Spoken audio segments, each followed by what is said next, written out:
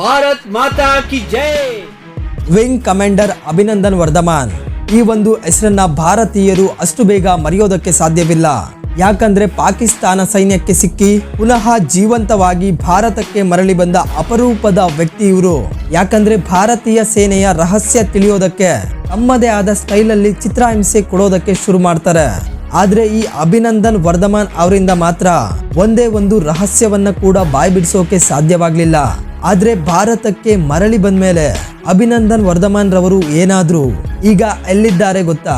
ಭಾರತಕ್ಕೆ ಮರಳಿ ಬಂದ ತಕ್ಷಣವೇ ಇವರನ್ನ ಸೇನೆಯಲ್ಲಿ ಸೇರಿಸಿಕೊಳ್ಳದೆ ಇರೋದಕ್ಕೆ ಕಾರಣವೇನು? ಹಾಗೆ ಈ ಅಭಿನಂದನ್ ವರ್ಧಮಾನ್ ರವರ ಬಾಲ್ಯದ ದಿನಗಳು ಹೇಗಿದ್ವು? ಇವರ ತಂದೆ ತಾಯಿಗಳು ಯಾರು? ಈ ಅಭಿನಂದನ್ ವರ್ಧಮಾನ್ ಅವರನ್ನ ಪಾಕಿಸ್ತಾನದಿಂದ ಭಾರತಕ್ಕೆ ಕರೆತರಲು ಪ್ರಧಾನಿ ಮೋದಿಯವರು ಮಾಡಿದ ವ್ಯೂಹ ಏನು ಎನ್ನುವಂತ ಒಂದೊಂದೇ ವಿಷಯಗಳನ್ನ ಹೇಳ್ತಾ ಹೋಗ್ತೀವಿ. ಇಂಟ್ರೆಸ್ಟಿಂಗ್ ಆಗಿರೋ ಈ ವಿಡಿಯೋನ ಕೊನೆವರೆಗೂ ನೋಡಿ. ಅದಕ್ಕೂ ಮುಂಚೆ ನೀವಿನ್ನು ನಮ್ಮ ಚಾನಲ್ಗೆ ಹೊಸದಾಗಿ ಭೇಟಿ ನೀಡಿದ್ರೆ ಈ ಕೂಡಲೇ ಸಬ್ಸ್ಕ್ರೈಬ್ ಮಾಡಿ. ಹೊಸ ವಿಡಿಯೋಗಳ ನೋಟಿಫಿಕೇಶನ್ಗಾಗಿ ಬೆಲ್ ಐಕಾನ್ ಕ್ಲಿಕ್ ಮಾಡೋದಕ್ಕೆ ಮರಿಬೇಡಿ.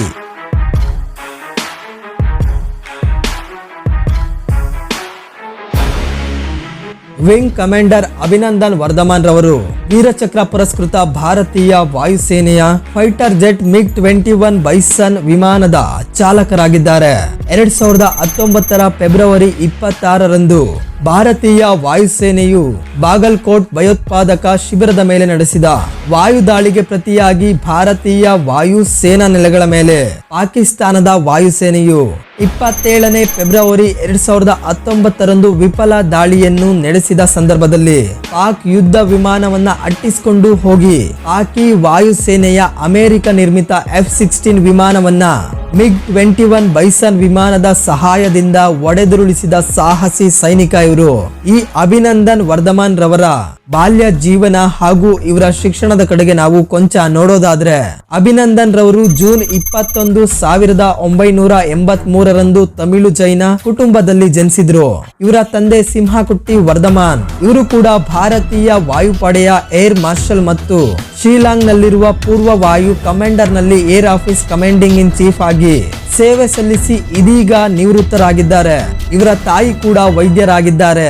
ಅಭಿನಂದನ್ ರವರ ಪತ್ನಿ ತಾನ್ವಿ ಕೂಡ ಭಾರತೀಯ ವಾಯುಸೇನೆಯಲ್ಲಿ ಸ್ಕ್ವಾಡ್ರನ್ ಲೀಡರ್ ಆಗಿ ಕಾರ್ಯನಿರ್ವಹಿಸಿ ಇದೀಗ ನಿವೃತ್ತರಾಗಿದ್ದಾರೆ.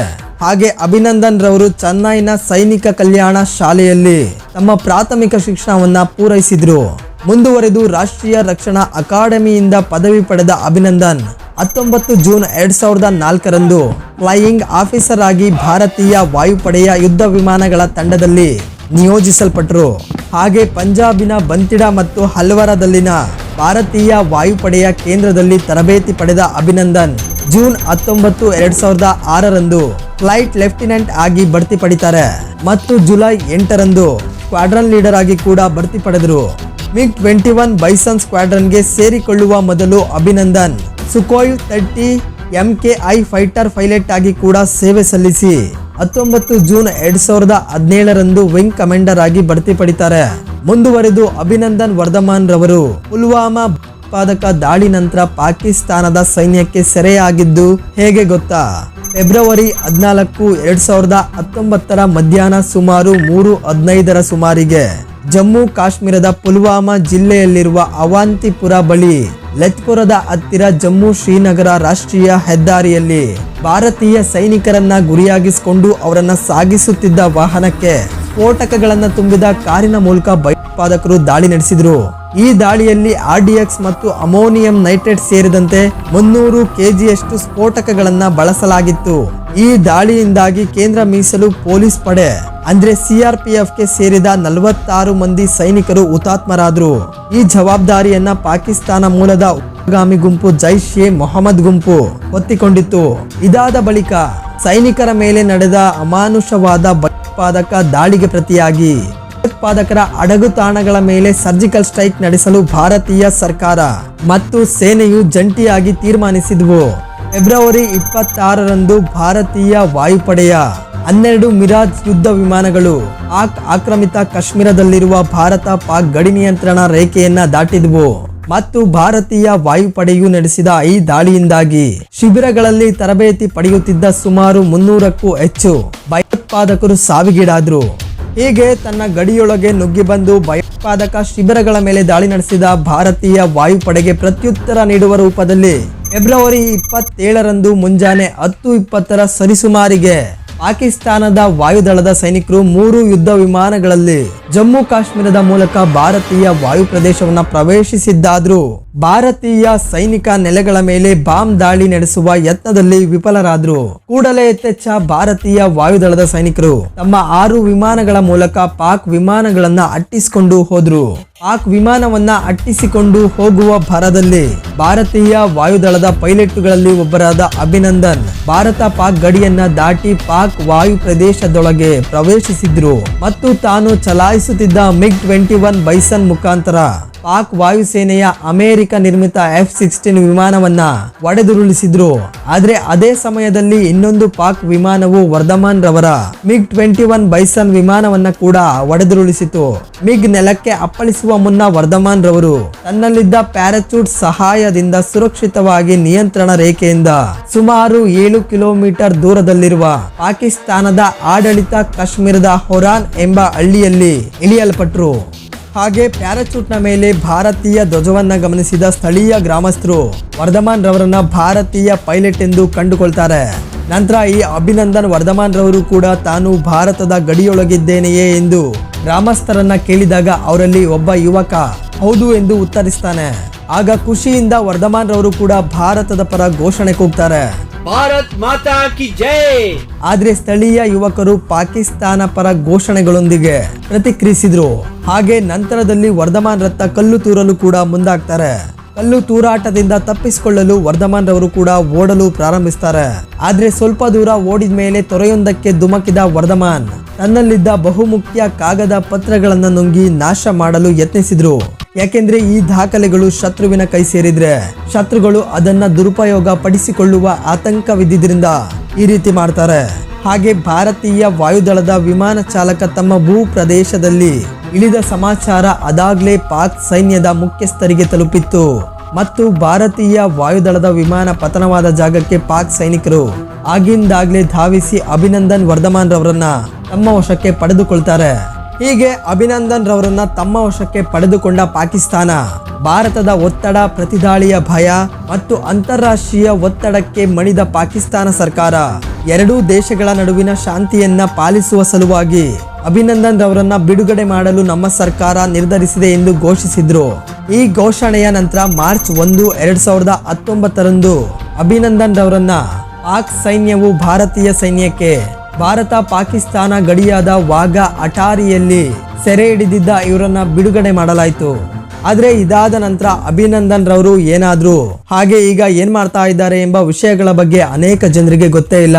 ಅವರು ಭಾರತಕ್ಕೆ ಮರಳಿ ಬಂದ್ಮೇಲೆ ಮತ್ತೆ ಸೇನೆಗೆ ಸೇರ್ಕೊಂಡಿದ್ದಾರೆ ಅಂತ ಅನ್ಕೊಂಡ್ರೆ ನಿಮ್ಮ ಊಹೆ ತಪ್ಪಾಗುತ್ತೆ. ಯಾಕೆಂದ್ರೆ ಶತ್ರು ಸೈನ್ಯಕ್ಕೆ ಸಿಕ್ಕಿದ ಮೇಲೆ ಹಾಗೆ ಭಾರತಕ್ಕೆ ಮರಳಿ ಬಂದ ತಕ್ಷಣವೇ ಯಾವ ಸೈನಿಕರನ್ನ ಕೂಡ ಸೇನೆಗೆ ಕರೆದುಕೊಳ್ಳೋದಿಲ್ಲ. ಯಾಕೆಂದ್ರೆ ಇದಕ್ಕೆ ಅಂತಾನೆ ಕೆಲವು ಪ್ರೊಸೀಜರ್ ಇರುತ್ತೆ. ಇವರ ಹೆಲ್ತ್ ಕಂಡೀಷನ್ ಹಾಗೆ ಮೆಂಟಲ್ ಕಂಡೀಷನ್ ಸೇರಿದಂತೆ ಹೀಗೆ ಕೆಲವೊಂದು ಪರೀಕ್ಷೆಗಳನ್ನ ಇವರಿಗೆ ಒಳಪಡಿಸಲಾಗುತ್ತೆ. ಬೆಂಗಳೂರಿನ Hindustan institute of aerospace medical Abhinandan ರವರಿಗೆ ಟ್ರೀಟ್ಮೆಂಟ್ ಕೊಡುತ್ತೆ. ಈ ಸಂಸ್ಥೆ ಪುನಃ ಅವರಿಗೆ ಯುದ್ಧ ವಿಮಾನವನ್ನ ನಡೆಸುವ ಶಕ್ತಿ, ಸಾಮರ್ಥ್ಯಗಳು ಇವರಿಗೆ ಇವೆ, ಹಾಗೆ ಇವರು ಮೆಡಿಕಲ್ ಆಗಿ ಫಿಟ್ ಆಗಿದ್ದಾರೆ ಎಂದು ಹೇಳುತ್ತೆ. ಹಾಗೆ ಇವರನ್ನ ಇನ್ನೂ ಕೆಲವು ಪರೀಕ್ಷೆಗಳಿಗೆ ಒಳಪಡಿಸಲಾಗುತ್ತೆ. ಅಭಿನಂದನ್ ರವರನ್ನ ಭಾರತೀಯ ವಾಯುಸೇನೆ ಇಂಟೆಲಿಜೆಂಟ್ ಯೂನಿಟ್ ಟೆಸ್ಟ್ ಮಾಡುತ್ತೆ. ಭಾರತಕ್ಕೆ ಮರಳಿ ಬಂದ ಅಭಿನಂದನ್ ರವರ ವಸ್ತ್ರಗಳನ್ನ ಪಡೆದುಕೊಂಡು ಹಾಗೆ ಅವರ ದೇಹದ ಭಾಗಗಳನ್ನ ಕೂಡ ಟೆಸ್ಟ್ ಮಾಡ್ತಾರೆ. ಯಾಕಂದ್ರೆ ಆ ವಸ್ತ್ರಗಳಲ್ಲಾಗಲಿ ಅಭಿನಂದನ್ ರವರ ಶರೀರದ ಭಾಗಗಳಲ್ಲಾಗ್ಲಿ ಅವ್ರಿಗೇನೆ ತಿಳಿಯದಂತೆ ಏನಾದ್ರೂ ಎಲೆಕ್ಟ್ರಿಕ್ ಬಗ್ಗಳನ್ನ ಇರಿಸಿದ್ದಾರಾ ಅಂತ ಚೆಕ್ ಮಾಡಲಾಗುತ್ತೆ. ಇದಾದ ಬಳಿಕ ಅಭಿನಂದನ್ ರವರ ಮಾನಸಿಕ ಸ್ಥಿತಿ ಹೇಗಿತ್ತು ಅನ್ನೋದನ್ನ ಕೂಡ ಟೆಸ್ಟ್ ಮಾಡ್ತಾರೆ. ಏಕೆಂದ್ರೆ ಶತ್ರು ದೇಶಗಳ ಕೈಗೆ ಸಿಕ್ಕಿದ ಮೇಲೆ ಅವರು ಅತಿಥಿ ಸತ್ಕಾರ ಮಾಡೋದಿಲ್ಲ ಅಲ್ವಾ. ದೇಶದ ರಹಸ್ಯನ ತಿಳಿದುಕೊಳ್ಳಲು ವಿಧವಾಗಿ ಯತ್ನಿಸ್ತಾರೆ. ಬಾಯಿ ಬಿಡದೆ ಹೋದ್ರೆ ಚಿತ್ರ ಹಿಂಸೆಗಳನ್ನ ಕೊಡ್ತಾರೆ. ಆ ಒತ್ತಡಗಳನ್ನ ತಡೆದುಕೊಳ್ಳದೆ ಏನಾದ್ರೂ ರಹಸ್ಯಗಳನ್ನ ಬಾಯ್ಬಿಟ್ಟಿದ್ದಾರಾ ಅಂತ ಅಭಿನಂದನ್ ರವರನ್ನ ವಿಚಾರಣೆ ಮಾಡ್ತಾರೆ. ಹಾಗೆ ಪಾಕ್ ಕೊಡೋ ಚಿತ್ರ ಹಿಂಸೆಗಳನ್ನ ತಡೆದುಕೊಳ್ಳದೆ ಶರಣಾಗಿ ಗೂಢಚಾರಿಯಾಗಿ ನಮ್ಮ ಭಾರತಕ್ಕೆ ಬಂದಿದ್ದಾರಾ ಎಂಬ ಸಂದೇಹದಿಂದಲೂ ಕೂಡ ಅಭಿನಂದನ್ ರವರನ್ನ ವಿಚಾರಣೆ ಮಾಡ್ತಾರೆ. ನಂತರ ಪಾಕಿಸ್ತಾನದಲ್ಲಿ ಸಿಕ್ಕಿಬಿದ್ದ ಮೇಲೂ ಅಭಿನಂದನ್ ರವರು ತೋರಿಸಿದ ಧೈರ್ಯ ಮತ್ತು ಅವರ ಮೇಲೆ ಸಂಪೂರ್ಣವಾಗಿ ನಂಬಿಕೆ ಇದ್ರೂ ಕೂಡ ತಪ್ಪದೆ ಈ ಟೆಸ್ಟ್ ಗಳನ್ನ ಮಾಡಲೇಬೇಕು. ಇದು ಇಂಡಿಯನ್ ಏರ್ ಫೋರ್ಸ್ ನ ನಿಯಮ. ಅದು ಅಭಿನಂದನ್ ರವರೇ ಆಗ್ಲಿ ಮತ್ತೊಬ್ಬರೇ ಆಗ್ಲಿ ಯಾರೇ ಆಗ್ಲಿ ಕೂಡ ಶತ್ರು ದೇಶದಲ್ಲಿ ಯುದ್ಧ ಕೈದಿಯಾಗಿ ಮರಳಿ ಬಂದಾಗ ಈ ಪರೀಕ್ಷೆಗಳನ್ನ ಎದುರಿಸಬೇಕಾಗುತ್ತೆ. ಯಾಕೆಂದ್ರೆ ಇದು ದೇಶದ ರಕ್ಷಣೆಗೆ ಅನಿವಾರ್ಯವಾಗಿರುತ್ತೆ. ಆದ್ರೆ ಈ ಎಲ್ಲಾ ಟೆಸ್ಟ್ ಗಳಲ್ಲಿ ಪಾಸ್ ಆದ ಅಭಿನಂದನ್ ವರ್ಧಮಾನ್ ರವರು ಆಮೇಲೆ ರಾಜಸ್ಥಾನದ ವಾಯುದಳದಲ್ಲಿ ಪುನಃ ಯುದ್ಧ ವಿಮಾನವನ್ನ ನಡೆಸ್ತಾರೆ. ಇದಾದ ನಂತರ 2 ವರ್ಷಗಳಾದ್ಮೇಲೆ ಅಭಿನಂದನ್ ರವರಿಗೆ ಭಾರತೀಯ ವಾಯುಪಡೆಯ ಗ್ರೂಪ್ ಕ್ಯಾಪ್ಟನ್ ರ್ಯಾಂಕ್ ಕೊಡಲಾಗುತ್ತೆ. ಇಷ್ಟೇ ಅಲ್ಲದೆ ಅದೇ ವರ್ಷ ಆಗಿನ ರಾಷ್ಟ್ರಪತಿಗಳಾಗಿದ್ದ ರಾಮನಾಥ್ ಕೋವಿಂದ್ ಅವರ ಕೈಯಿಂದ ವೀರಚಕ್ರ ಪುರಸ್ಕಾರ ಪ್ರಶಸ್ತಿಯನ್ನ ಕೂಡ ಪಡೆದುಕೊಳ್ತಾರೆ. ಹಾಗೆ ಇವರು ಇಂದಿಗೂ ಕೂಡ Indian air force group captain ಆಗಿ ಕಾರ್ಯನಿರ್ವಹಿಸ್ತಾ ಇದ್ದಾರೆ. ಹಾಗೆ ಈ ವಿಡಿಯೋನ ಇಲ್ಲಿಯವರೆಗೂ ನೋಡಿದ ಪ್ರತಿಯೊಬ್ರು ಕೂಡ ಜೈ ಹಿಂದ್ ಎಂದು ಕಮೆಂಟ್ ಮಾಡಿ. ಮುಂದುವರೆದು ಈ ಅಭಿನಂದನ್ ವರ್ಧಮಾನ್ ರವರ ಬಗ್ಗೆ ನಿಮ್ಮ ಅನಿಸಿಕೆ ಅಭಿಪ್ರಾಯ ಏನು ಅನ್ನೋದನ್ನ ಕೂಡ ಕಾಮೆಂಟ್ ಮಾಡಿ ತಿಳಿಸಿ ಅಂತ ಹೇಳ್ತಾ ಮುಂದಿನ ವಿಡಿಯೋದಲ್ಲಿ ಕೂಡ ಇಂಥ ರೋಚಕ ಮಾಹಿತಿಗಳನ್ನ ಹೊತ್ತು ನಿಮ್ಮ ಮುಂದೆ ಬರ್ತೀನಿ. ಹಾಗೆ ಇಲ್ಲಿಯವರೆಗೂ ಯಾರೆಲ್ಲ ಚಾನಲ್ಗೆ ಸಬ್ಸ್ಕ್ರೈಬ್ ಮಾಡಿಲ್ಲ ಅಂತವರು ಸಬ್ಸ್ಕ್ರೈಬ್ ಮಾಡಿ. ಹಾಗೆ ಈ ವಿಡಿಯೋ ಇಷ್ಟ ಆಗಿದ್ರೆ ಈ ವಿಡಿಯೋಗೊಂದು ಲೈಕ್ ಅನ್ನ ಕೊಡಿ.